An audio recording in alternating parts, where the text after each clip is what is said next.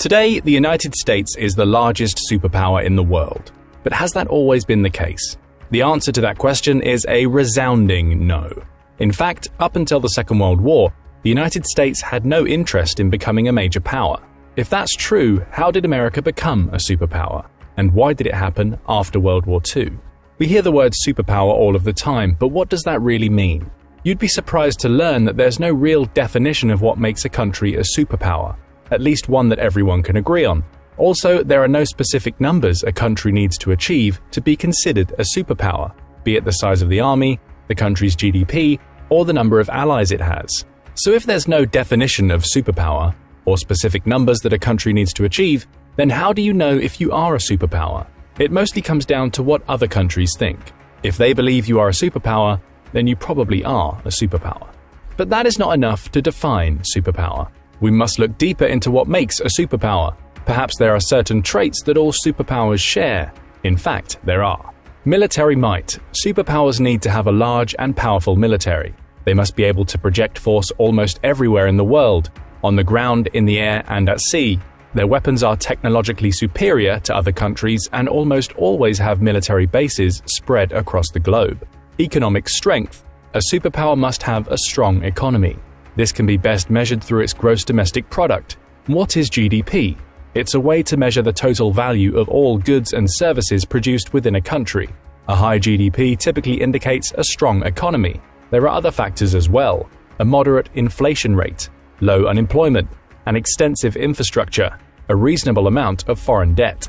International influence. A superpower can convince other countries to support its interests, policies, and actions. Often this takes the form of countries sharing mutual interests and building strong alliances. In extreme situations, a superpower has the willingness to impose economic sanctions and sometimes will threaten military action to get its way. Although these three factors, military might, a strong economy, and being able to influence other countries, are the hallmarks of a superpower, there are other factors as well. Superpowers are politically stable. It doesn't matter if they are democratic or authoritarian, just that the government is stable. Superpowers tend to have large populations and plentiful resources. They possess advanced technology, and their people have a strong sense of nationalism. They have a unified culture, and there is little or no sectionalism. So now we know the traits of a superpower. Let's look at some of the countries that may have been considered superpowers in the modern era. Britain may have been considered a superpower at one time. At the dawn of the 20th century, Britain possessed almost all of the traits of a superpower. It had a large military and the most powerful navy in the world. And with that navy, it could project power almost anywhere. It had a vast network of colonies, so vast that it was once said that the sun never set on the British Empire. It was highly influential in world affairs and had a strong economy based on manufacturing and trade. Although Britain itself did not possess vast resources, it was able to rely on its colonies to produce everything it needed. Its internal population was not particularly large, but when combined with its colonies, it had a significant population as well. It had all the earmarks of a superpower. But what about the United States? What's the background story here? The answer may surprise you. Throughout most of its history, the United States was considered a minor, relatively insignificant country. It was far from Europe, had a very small army, and had little interest in becoming a major power. Aside from the Western Hemisphere, the United States largely ignored the rest of the world.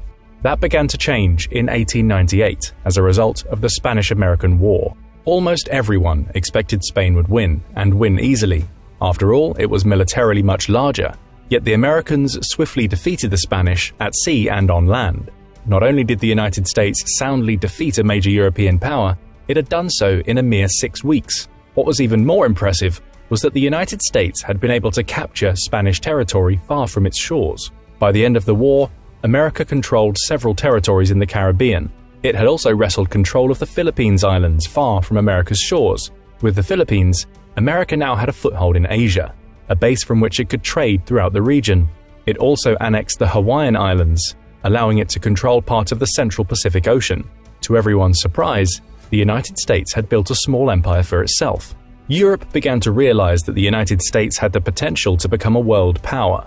Its vast resources and manufacturing capabilities had long been known. But in its war with Spain, the United States had shown an unexpected military capability.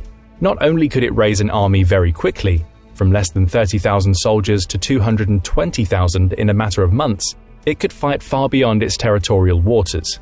It was the perfect opportunity for the United States to establish itself as a rising power. Yet, within a few years, the United States lost interest in the rest of the world and retreated into isolationism. It slashed the size of its military and refused to involve itself in European politics. It remained that way until 1917, when it entered the First World War. Much like the Spanish-American War, the United States entered the First World War with a small military. In fact, the army was smaller than 13 of the states that were already active in the war. It had a standing army of less than 130,000 soldiers in 1917. A year later, it had 4 million men under arms, half of them serving in Europe. And again, the United States showed that it could project force far from home. At its peak, some 10,000 soldiers arrived in France each day. For a time, however, it appeared that America wanted to become part of a wider world. It even proposed the creation of an international body to resolve disputes through dialogue, diplomacy, and mediation. It was the first institution of its kind in the modern era. Instead of returning to isolation, the United States sought to bring the nations of the world together and participate in the global community beyond trade and military actions. It was called the League of Nations. More than 40 nations signed on to the League of Nations immediately. These included major powers such as the United Kingdom and France. Lesser powers such as Japan and the newly formed Soviet Union were also founding members. They were joined by many other countries around the world, including Brazil, China, South Africa, and others. At its peak, the League of Nations had more than 60 members, with representatives from every region of the world. Yet, the country that proposed the idea of the League of Nations, the United States, did not join. There was simply not enough political support to become a member of the international community. American politicians sought to retreat from world affairs and return to a policy of isolationism, and so they did. When the Second World War broke out in 1939, the United States sought to avoid becoming a direct participant in the conflict. It was willing to go to great lengths to ensure that the Allies were provided with weapons and resources, but nothing more. That changed on December 7, 1941, when Japan launched a massive surprise attack on America's largest military base in the Pacific, Pearl Harbor, Hawaii. Japan had been a country on the rise for several decades and had great ambitions to become a powerful nation that wielded great power and influence. Japan believed that the time had come to drive Western influence out of East Asia and liberate its Asian brothers from European and American exploitation. And once liberated, it was Japan's responsibility to protect them. It sounded like a noble cause, but it sought to free Asia through exploitation. They understood that to build an empire, Japan needed to build a strong economy and a powerful military, but lacked the natural resources needed to expel the West. It believed that the only way that it could achieve its goals was to seize those resources by force. It soon found itself at odds with the United States, which objected to Japanese expansionism. Japan was not overly concerned with the United States. It saw them as a weak enemy whose people lacked the political will to fight a war. It believed that a single strike on the American Navy would end the war with a single blow. Not everyone agreed that the United States was a weak country, or that its people would avoid war at all costs. One of Japan's greatest military leaders, Admiral Isoroku Yamamoto, knew the potential of the United States. He had spent a considerable amount of time in America. He understood the vastness of America's resources, its industrial capabilities, and a strong sense of determination among its people. Yamamoto saw the United States as a sleeping giant that once awakened would prove to be a dangerous enemy. And he was right. The United States did not back down after the destruction of its fleet at Pearl Harbor. Japan had woken the giant, and that spelt doom for Japan and its German ally. The United States had long been an industrial powerhouse. Although many American factories closed through the Great Depression, they were quickly reopened and retooled to produce war materials. New factories were built, increasing the amount of goods the United States could produce. With its vast natural resources, the United States had the necessary materials to supply its factories. It mobilized its population, which had grown to 150 million people, to work in its factories and serve in the military.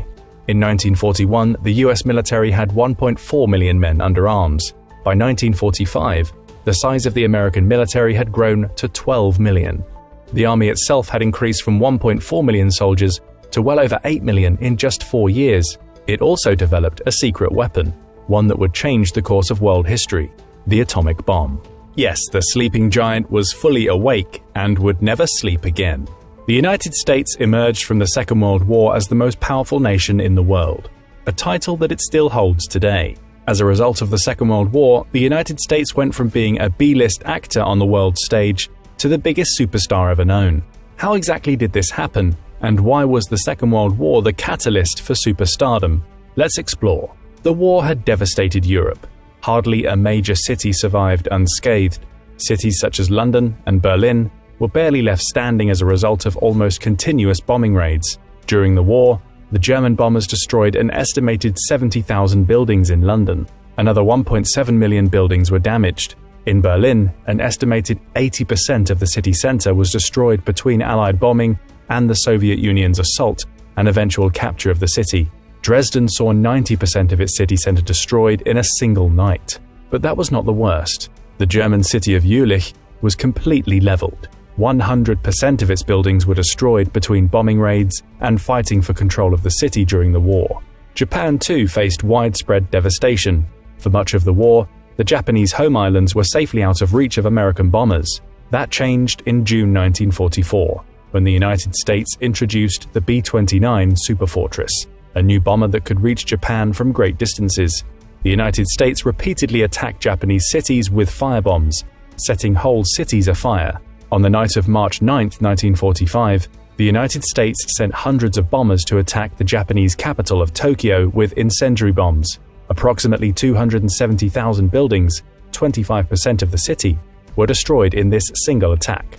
The fires killed an estimated 100,000 Japanese, with another million left homeless. The war ended when the United States attacked the Japanese cities of Hiroshima and Nagasaki with a new secret weapon, the atomic bomb. The attack on Hiroshima either damaged or destroyed nearly 70% of the city's infrastructure. In Nagasaki, nearly 40% of the buildings were destroyed or damaged. When the war finally ended, the United States found that it was stronger than it was when it entered the war. And there are reasons for that. America was protected by thousands of miles of ocean on each side, and simply could not be attacked in any meaningful way. Its cities, factories, and infrastructure remained untouched. Not only that, but America's industrial production doubled during the war. Its GDP grew by $47 billion, and the unemployment rate dropped to 1.2%. America still emerged from the war as a wealthy country with tremendous industrial capabilities. It was also more technically advanced than any other country and had the strongest military in the world. It was the only country to possess the most devastating weapon known to mankind, the atomic bomb. By the end of the Second World War, the United States had all the hallmarks of a superpower, except for one: a willingness to participate in global affairs. In the past, American politicians had no interest, no ambitions to become a leading nation. It had shown this mentality after the First World War, when it chose to turn its back on the League of Nations and withdrew from European affairs. But this time would be different. The United States would embrace the rest of the world. It did so in many different ways. The United States committed itself to rebuilding Europe, specifically Western Europe. Through the Marshall Plan, the United States provided Western Europe with significant financial support and made available the necessary materials for countries to rebuild their cities, infrastructure, and manufacturing capabilities. It also helped rebuild Japan and created new political institutions that favored the United States. It later began to provide foreign aid to other countries around the world to curry favor among less developed countries. The United States also helped to establish and actively participate in new international institutions such as the United Nations, the International Monetary Fund, and the World Bank, all of whom had headquarters in the United States. It filled political and economic voids in many parts of the world as a result of the demise of the British, French, and Japanese empires. It formed military alliances such as NATO and positioned itself to become the protector of the free world. The United States was not the only country that became a superpower from the ashes of the Second World War. It was joined by the Soviet Union, which would eventually become America's biggest enemy. The Soviet Union had suffered greatly during the Second World War, especially in the early years of the conflict, but gained strength as the war progressed. By 1945, it was determined to control all of the territory it had captured from Germany. It had twice been devastated by Germany and was forced to exit the First World War before the conflict ended. After the Second World War, Russia was determined to create a buffer zone between itself and potential future adversaries. The countries of Eastern Europe would serve as that buffer zone. To ensure their loyalty, the Soviets installed communist puppet states, Europe became divided into two camps: countries that favored the United States and countries that favored the Soviet Union. This ultimately led to a Cold War in which most of the world would become polarized between the two countries. This changed in the early 1990s, when the Soviet Union collapsed. The reborn Russian Federation was still a superpower, but much weaker than it had been. It soon regained its strength, and Russia began to challenge the United States as a new Cold War started to emerge. Russia proved to be a paper tiger, however. When it invaded Ukraine in February 2022, the global community believed the conflict would last only a few weeks. Nobody ever expected Ukraine to fight back in any meaningful war, but it did. After Ukraine beat back the initial Russian advance, the Western powers began to slowly arm Ukraine with modern weaponry. Western arms changed the tide of the war. Russian equipment proved to be significantly inferior to American, British, and French weaponry, and today, the Russian army is on the defensive. Russia's status as a superpower has been questioned as a result of its failure on the battlefield, and the fact that world opinion has turned against it. Russia has very little influence in world affairs, and its economy is in tatters. It no longer meets the key qualifications of a superpower. If Russia is no longer a superpower, could the United States eventually lose its superpower status too? It's possible, but not anytime soon. America still possesses all of the traits of a superpower, but some areas are starting to weaken. The United States has amassed a staggering amount of debt in recent decades, and it faces a serious trade deficit that increases every year. Just last year alone, the trade deficit increased by more than 10%, and there are no signs that the situation will improve in the next few years. Political divisions are widening, and the ability to compromise is becoming more difficult. Even election results have been called into question. But not all is lost. America remains the most powerful nation in the world. It has a modern and powerful military that is second to none. Its economy remains the largest in the world, and there is no evidence that its influence on world affairs is in decline. Problems can be fixed, and the United States will remain a superpower for the foreseeable future. But will it be the only superpower? China may be on the verge of becoming a superpower. It possesses many of the qualities of a superpower. It has the second largest economy in the world. It has the largest army in the world, and it's rapidly modernizing its military. China has the third largest nuclear stockpile and is actively expanding its arsenal. China has a strong and unified government, and its influence outside of Asia is growing. It has the largest population in the world and possesses advanced technology. Yet China is facing some headwinds in its attempt to become a superpower. Its economy may not be as strong as it appears, and its navy still needs to build more ships that can operate far from its shores. Yes, China has the potential to become a superpower, but that might not be as soon as people think. What do you think? Will China become a superpower? Can it challenge the United States on the world stage? Let us know what you think in the comments below, and don't forget to subscribe for more military content and analysis.